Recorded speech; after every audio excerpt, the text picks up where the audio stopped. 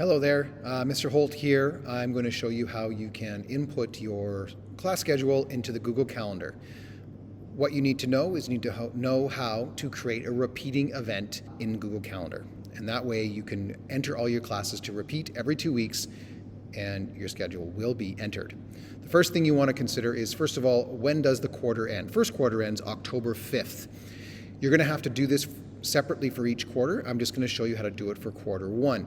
So quarter one ends on October 5th. You might want to start with knowing weeks A and week B. So I have week A and week B marked on my calendar already, and I'm going to start on Monday the 8th, which is week A, and I'm going to pretend that I have a math class at 9 a.m. So I'm going to double click.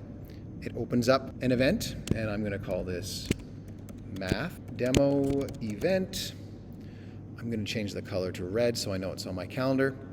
Then I'm going to go here, and right now it says does not repeat. You want to make this a repeating event. So you're going to click on there, and you're going to go down here to Custom, okay, and you're going to get it to repeat every 2 weeks because your math class on week A is going to repeat on Monday every 2 weeks. Then you are going to go down here. You do want it to end, and you want it to end on a specific date.